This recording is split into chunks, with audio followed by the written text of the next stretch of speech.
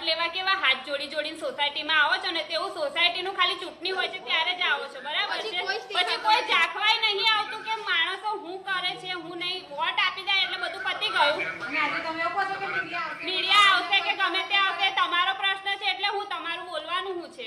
આ વખતે વોટ લેવા આવ્યા એટલે આ વખતે પ્રગતિ, રણછોડરાય, અનમોલ કશે પ્રગતિમાંથી વોટ તો મળશે જ નહીં. ચૂંટણી બહિષ્કાર કરવામાં આવશે. હા તો પછી તમે વાંધો નથી.